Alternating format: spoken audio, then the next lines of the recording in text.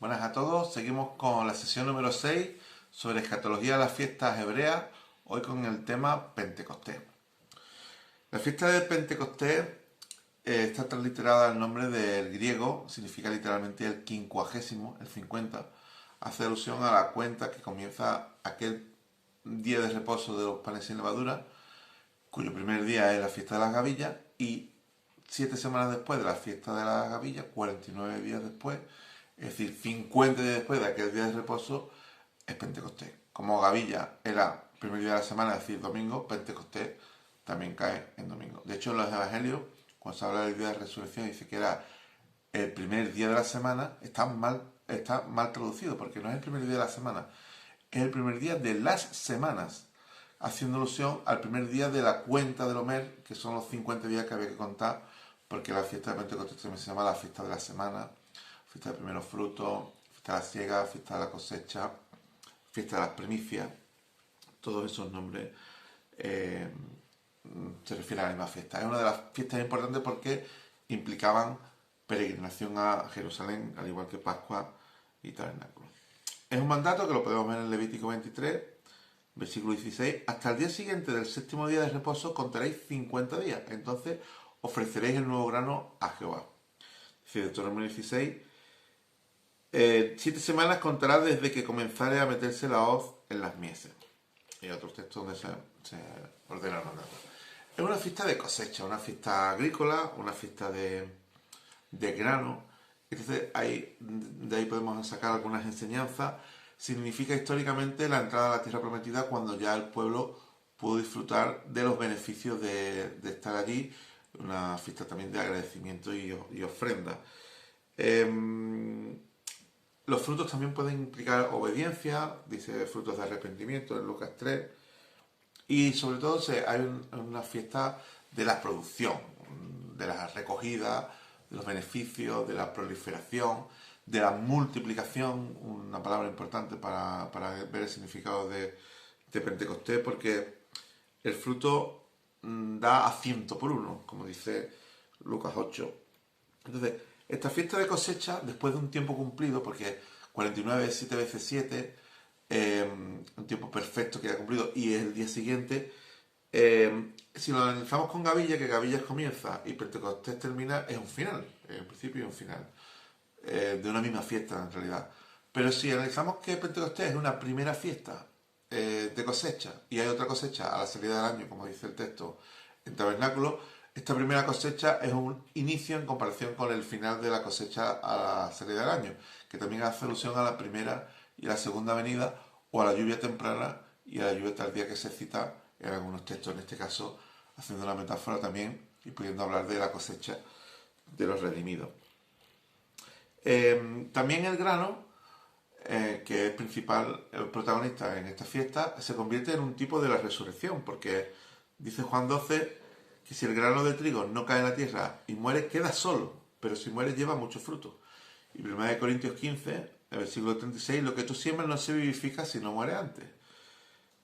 Se siembra en corrupción, resucitará en incorrupción. Se siembra en deshonra, resucitará en gloria. Se siembra en debilidad, resucitará en poder.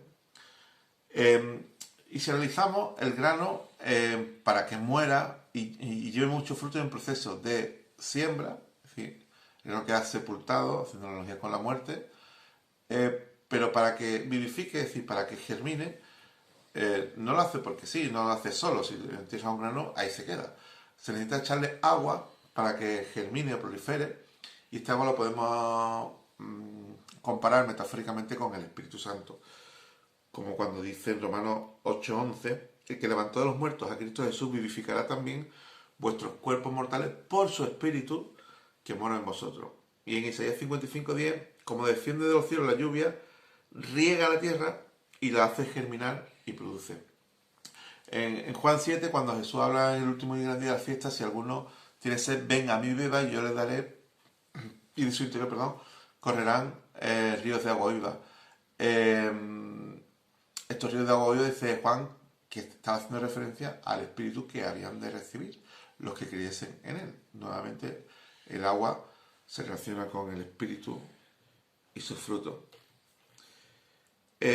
También la fiesta de Pentecostés es una fiesta de primicia, y justamente el Espíritu Santo es la primicia de la resurrección y se convierte en el seguro o la jarra o el anticipo de la resurrección, haciendo también referencia a la herencia que vamos a recibir. Romanos 8 dice, tenemos las primicias del Espíritu, esperando la adopción, la redención de nuestro cuerpo. Efesios 1, 13 y 14 y otros, fuisteis sellados con el Espíritu Santo de la promesa, que es las arras de nuestra herencia hasta la redención. Después hay una numerología interesante, puesto que el 50 es un número especial, que al igual que el 1, el 8, el 15 y el 22 son congruentes de módulo 7. Es decir, hay ciclos de 7 y después uno más, como una analogía de un nuevo comienzo. Entonces, si lo comparamos con el comienzo original en el Génesis, podemos hacer algunos paralelismos. Después, de hecho, en Génesis se dice que sopló en su nariz aliento de vida y en Juan, cuando el Señor ha resucitado, dice que Juan 20:22 sopló y les dijo recibid el Espíritu Santo, de forma análoga a como se hizo en aquel momento de Génesis, que aquí es cuando los apóstoles reciben el Espíritu Santo. No obstante, en Pentecostés se produce un bautismo del Espíritu Santo, una llenura del Espíritu Santo. Dice en Hechos 2, dice, cuando llegó el día de Pentecostés, fueron todos llenos del Espíritu Santo.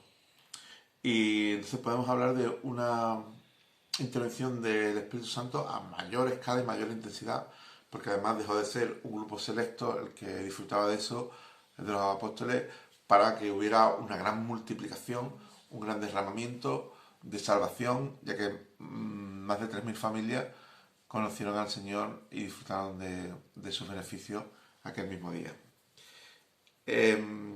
También en el Génesis se dice que no es bueno que el hombre esté solo, haciendo referencia a que no es bueno que el ser humano sea un ser individual.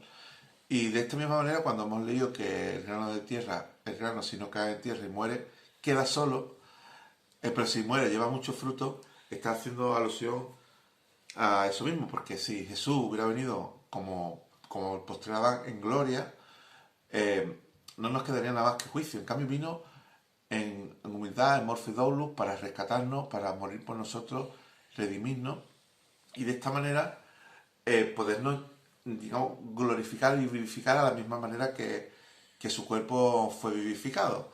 Entonces, la muerte de Jesús provee la multiplicación de sí mismo, para que haya de entre sus hermanos, pues dice, yo voy a vuestro padre, a mi padre y vuestro padre, a mi Dios y vuestro Dios, de entre sus hermanos haya una estirpe, un linaje. Dice en Hebreos 2, he aquí yo y los hijos que Dios me dio, somos descendientes de él, los que creemos en su nombre. Entonces hay una analogía con el Adán, porque la mujer fue tomada de sí mismo, de su costilla, y entonces nosotros también somos tomados de sí mismo, de su interioridad, de su propio espíritu, para ser su esposa. Otra analogía con el Génesis que se dice fructificad y multiplicado, y esa orden sigue vigente entre los creyentes de que multipliquemos en la obra de Jesús, su expansión y su fructificación, ¿no?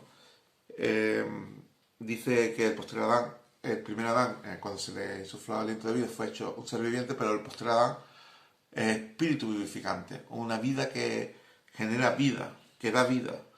Entonces, vemos que hay un modelo replicante, como si fuéramos células que por mitosis se van multiplicando y generan nuevos seres a la imagen de Cristo, que es también una de las acepciones del proto, es en el primogénito, servir de origen, de modelo y de patrón para que se reproduzca y se repita. En Romanos 8:29 dice, para que fuesen hechos conforme a la imagen de su Hijo, para que él sea el primogénito entre muchos hermanos. Segunda de Corintios 3:18, somos transformados de gloria en gloria en la misma imagen como por el Espíritu del Señor. Entonces, vemos que la Iglesia de Cristo está hecha a su misma imagen y además es su estirpe. Porque, según Romanos 8, el que no escatimonia a su propio Hijo, ¿cómo no nos dará también con él todas las cosas? Él era el unigénito y nosotros también somos hijos de Dios. Él era la primicia y también se nos llama a nosotros las primicias. Él era Rey de Reyes y somos sacerdotes, nosotros somos reyes y sacerdotes. Él era la piedra angular y nosotros se nos dice que somos piedras vivas. Y por último, él era el primogénito y nosotros que tenemos que ser los segundogénitos, los tercerogénitos o los que sean, dice Hechos 26-23, es ser el primero de la resurrección, él el primero. Y Colosenses 1:18, el primogénito de entre los muertos, y se nos dice en Hebreos 12:23, hablando de nosotros a la congregación de los primogénitos que están inscritos en los cielos. Sí, se dice a los creyentes que también somos los primogénitos. Es decir, Jesús ha compartido con nosotros su derecho de primogenitura para que nosotros podamos reinar con Él y también tener intimidad conyugal con Él.